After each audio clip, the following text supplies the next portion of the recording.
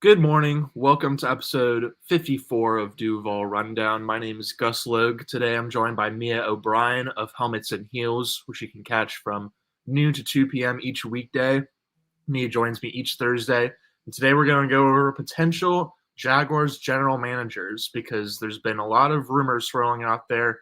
It almost reminds me of draft season, honestly, Mia, where there's just like so much smoke out there that at a certain point I feel like you kind of have to stop listening and just wait for something to actually happen. In that case, wait for the draft to show up. And in this case, wait for the hires to actually be finalized. But there's a lot of smoke in the coaching cycle in general, but specifically around Jacksonville, I feel like, because I feel like even just yesterday alone, there was a report from a different national analyst being like, oh, look out for this candidate being at the top of Jacksonville's list.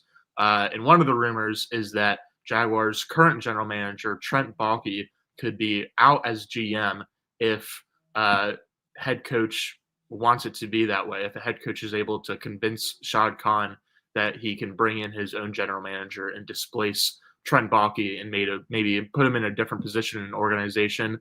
So we're going to break down what that could look like, and then go over a couple potential general manager candidate names. But before we get to that, as we always do, it's time for some Jaguars trivia. Which of the following head coach candidates previously worked for the Jacksonville Jaguars? Is it Aaron Glenn, Steve Spagnuolo, Patrick Graham, or Todd Monken? Robert Saleh also previously worked for the Jaguars. He was a linebackers coach from 2014 to 2016 under Gus Bradley. But I thought that one was a little too obvious. There's another one out there. You know which one it is, Mia? I do. And look at you, tricky Gus Logue. It is D, Todd Monken. That it is. Yeah, he was the receivers coach here in Jacksonville from 2007 to 2010. So he was here in the Cecil Shorts era, the Matt Jones era. A lot of good memories from that era of Jaguars football for sure.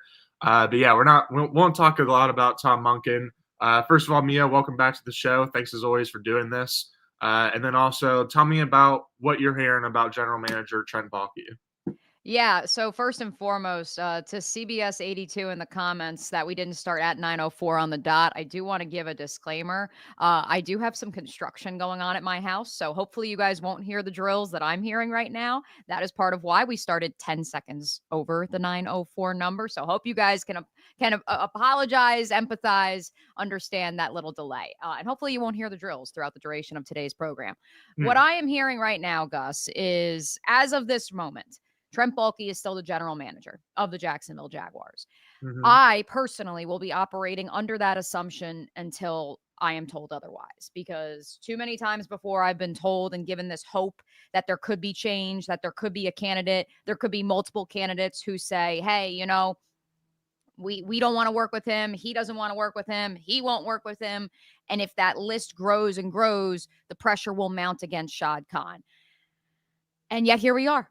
He still remains employed. And so that is why I am operating under the assumption, personally, independent of who the next head coach of the Jacksonville Jaguars will be, that Trent Baalke will be here in some capacity. He has told people around the Miller Electric Center that he, yes, has 2 years remaining on his contract, and his intent is to serve the next 2 years as the general manager of the Jaguars. Now, let's say that the rumors that I have heard are true, that Ben Johnson went into his first round interview over the weekend and brought up a specific name, which we actually won't bring up that name in this broadcast because too many of you guys have been bringing Lance Newmark to our attention ever since Albert Breer mentioned his name in one of his mailbags. So we're not even going to talk about Lance Newmark. I don't even know if that is the name that Ben Johnson put forth.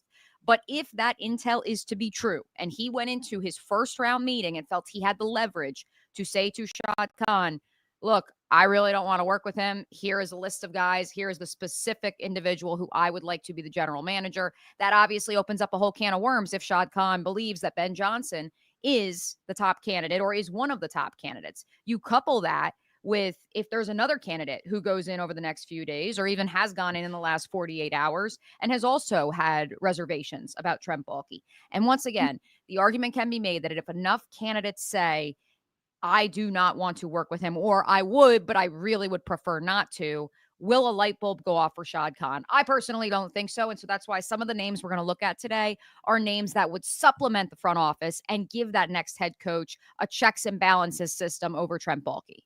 Yeah, my first question was going to be, do you think this is just a Ben Johnson situation, or do you think there's other coaches who are kind of expressing the same reservations to Shad Khan, but you already kind of answered that one, I think. But excuse me. So sorry. Man, this weather, I've been whining about the 50 degrees for the last couple of pods now, but it's really catching up to me. But the next question that I had for you was just, what do you think that Trent Baalke's new role would potentially? Mhm. I floated senior advisor out last week when we did Fix the Franchise. Do you think it would be something like that, or maybe even EVP, something completely the opposite, where he does have a lot of power in the organization?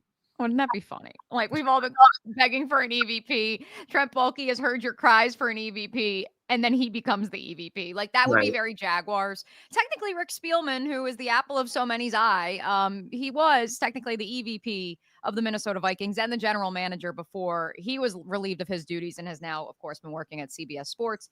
I also think the other factor in this, and I don't want to put this individual on blast, but enough of you have that I don't feel awkward doing so.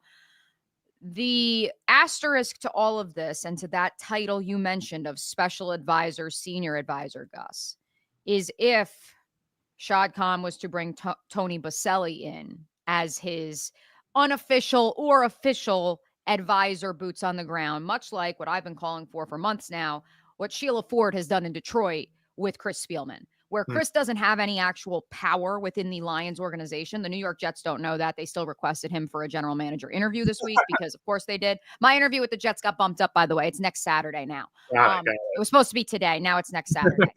Anywho, if it's to be that Tony has a title of advisor, then how do you also make Trent an advisor? Because I don't see a world in which that coexists. Now, part of this too is if you make Trent Baalke the EVP and you say to this next head coach, okay, you can bring in the general manager of your choice. Well, that general manager may be reporting to Trent Baalke now. And so he's still involved in the process. And ultimately, I just came away from last Monday's press conference, Gus, and I just couldn't get away from the reality that he is Shad Khan's eyes and ears. And I've thought about it in the days and weeks since. And I've thought about, well, maybe because I know for a fact that, and obviously it's not Shad, but it's people within his universe who were working the back channel since October, preparing for contingency plans for both the head coach and a potential general manager vacancy and exploring names. And so maybe when I asked him the question about, are you getting a search firm to help you with the process? Are you hiring a search firm to help you with the process? When I mentioned about, would you be open to a change in the front? Maybe he just panicked. And like, maybe that's just me thinking about it too much. But that's I just keep coming back to he was worried that he would be yelled at about tampering. And so therefore he didn't say anything at all. Mm. But yeah, to put a bow on it before we get into some of these names, I believe that Trent Baalke will be here in 2025. I don't know what his title will be, but he'll be here. And that is why, as so many of you are commenting, that is why today's episode is dubbed and monikered and affectionately referred to as the GM of Thrones episode. For sure. I'm definitely with you where we're talking about this because it's a real possibility, but I'm with you where I think generally I would lean towards Trent Baalke staying in his general manager role. But we'll get to some lists of names that you prepared for us in terms of who could be replacing him. But before that, just real quick, do you think that the Tony Baselli advisor role, do you see that happening regardless of the Trent Baalke situation? I do, and that's where I think if you're a Jaguar fan who's on the outs with Trent Baalke, I think that is where you say, okay, there's hope that even if it's not this year, it could happen. I Mhm. think that it would just be a wise decision by Shad solely because, and take football and the Jaguars out of this, if one of your direct reports is the only advisor you have on a subject matter, that's a problem because Mhm. they have a vested interest in continuing to be employed by you and to serve you and make you happy in any way they possibly can. And that's not a way to progress. Um, I don't know. And again, I don't want to speak for Tony Baselli, but I can just tell you that there has continued to be smoke. It's not like it has been put out with regards to would he want to serve in an advisor role. Personally, I don't think it would be an EVP role. And yes, I agree, Zerk. I think he's very happy calling Jaguar games. He has a amazing company that he started from the ground up out in San Francisco. If you guys didn't know, I mean, Tony's jetting across the country in the midst of calling games in the fall. So look, he's got a lot going on.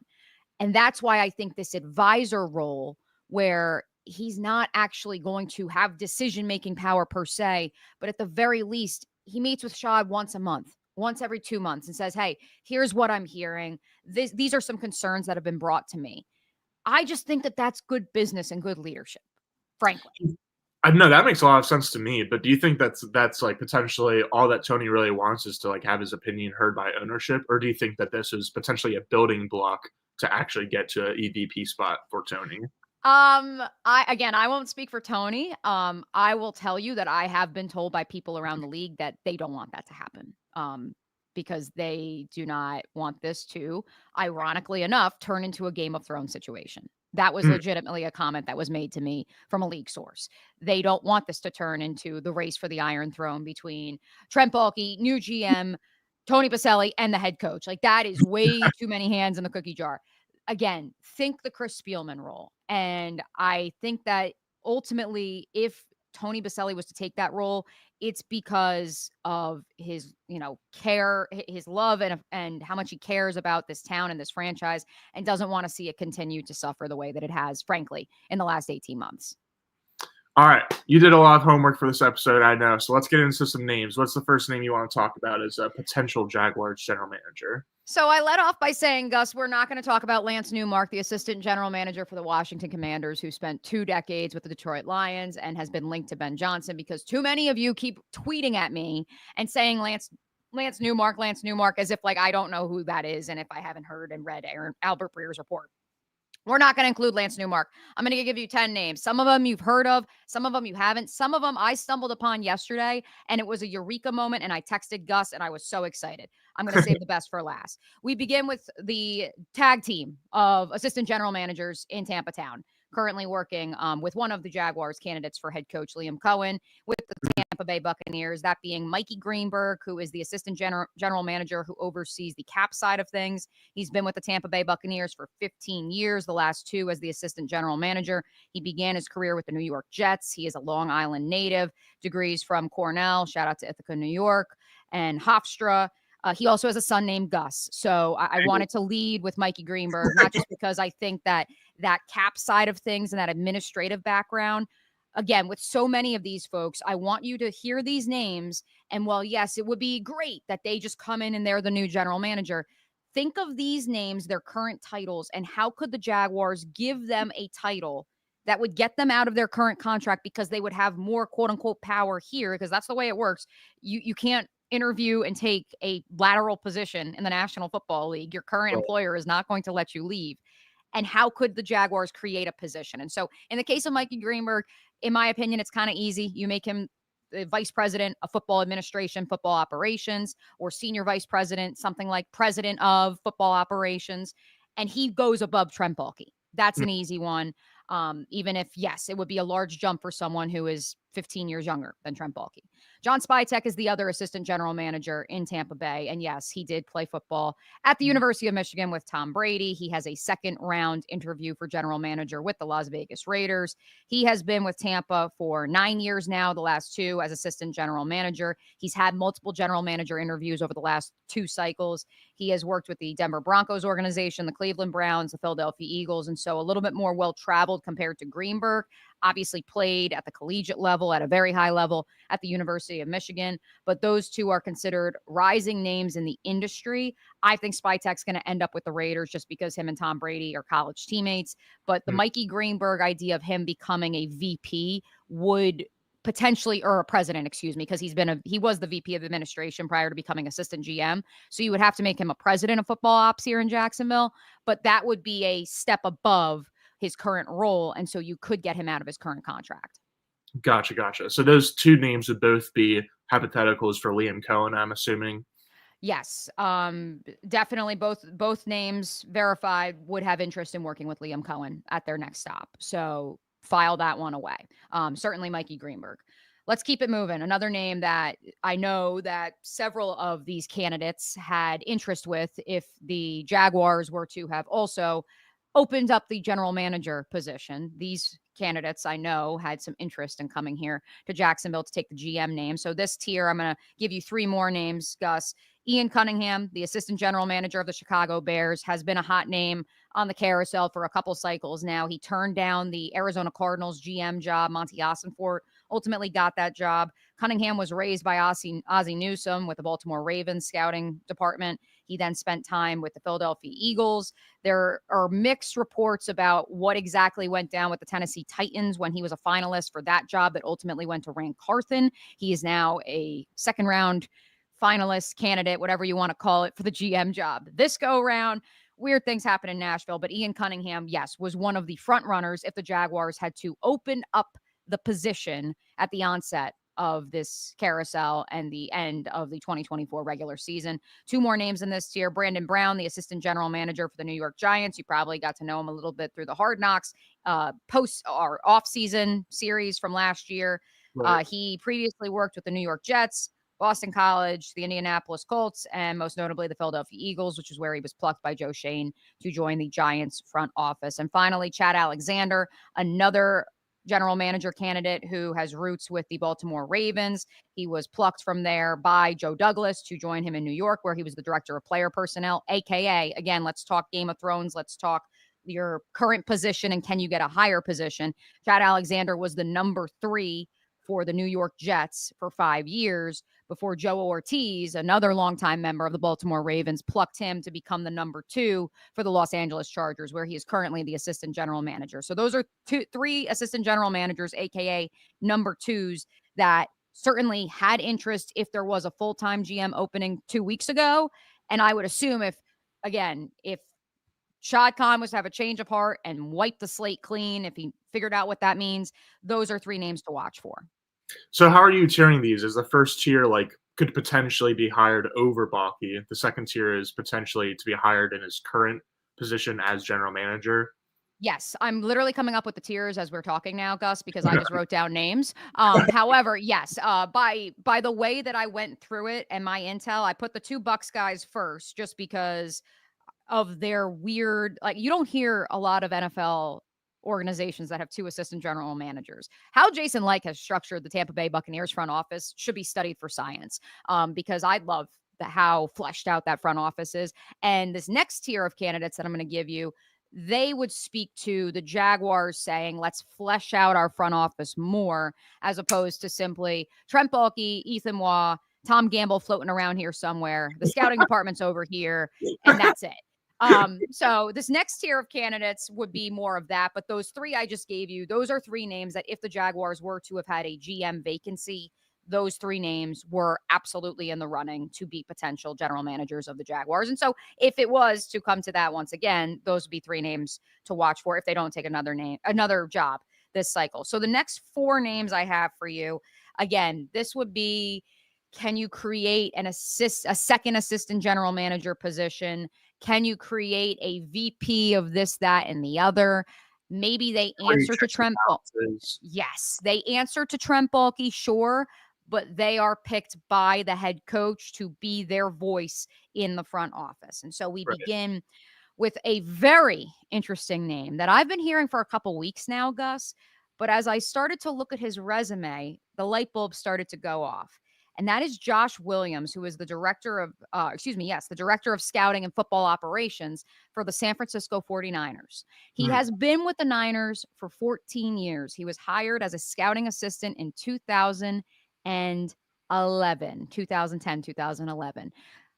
Gus, tell me, who was the general manager of the San Francisco 49ers in 2010? Yeah, that would have been Trent Baalke back then. Yeah. So just file that one away because that name has been floated to me by more than one person. He's a California native. He did go to Columbia, so a little bit of an East Coast connection there, but he has been with the 49ers his entire front office career, almost 15 years in the Bay Area, initially hired by the Trent Baalke administration. And so, again, currently director of scouting, football ops. That's an easy, you make him the assistant GM opposite Ethan Waugh. You got your 2 little henchmen from San Francisco, and away you go with it. Perfect. Jeff Scott is currently the Eagles VP of football operations. He's been with Philadelphia since 2021.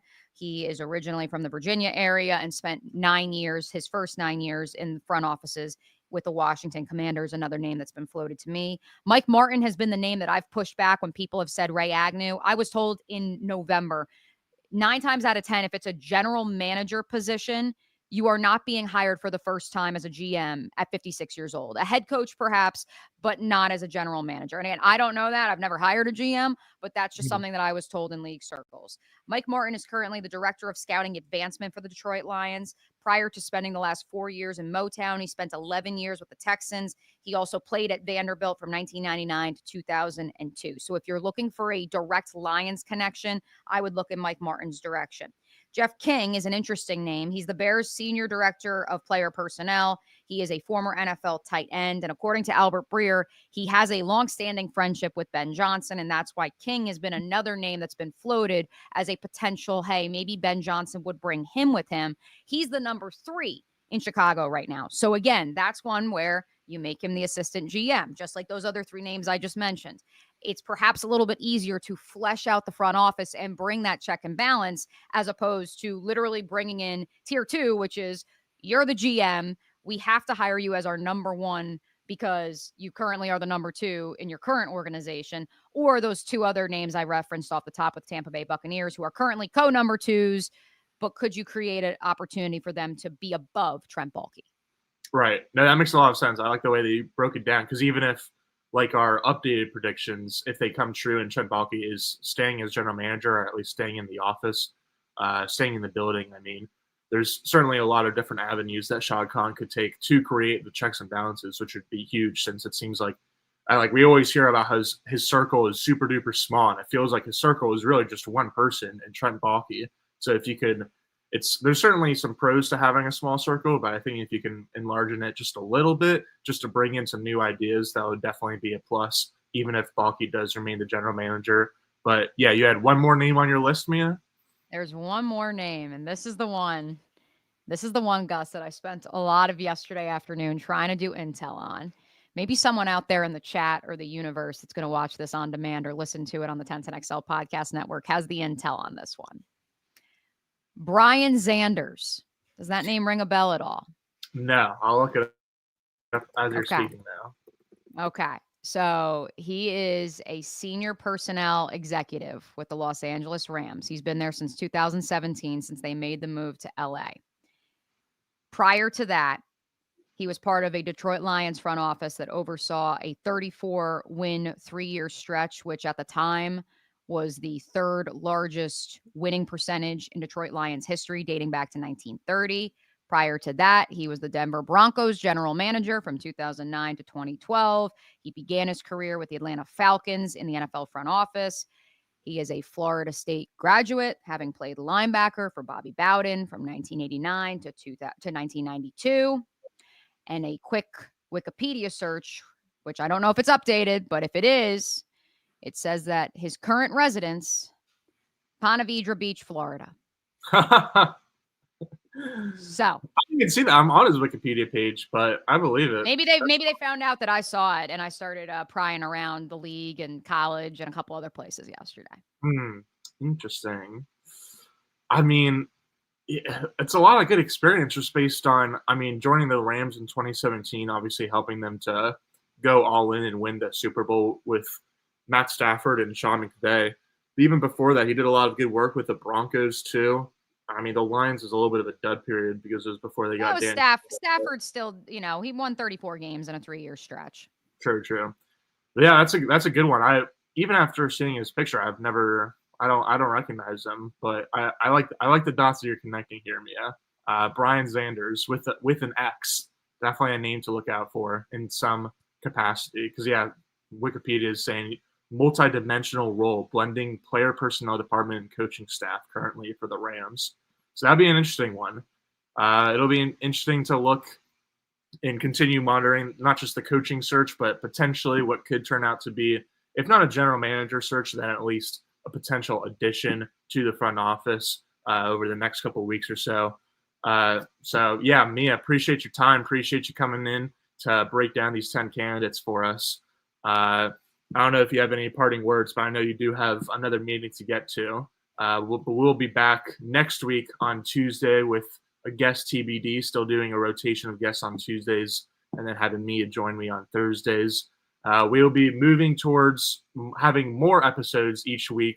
That is still kind of in the works, but it will be coming soon. And so just keep tuning in. Appreciate all of you guys, and we will see you guys next Tuesday. Have a good one, everyone.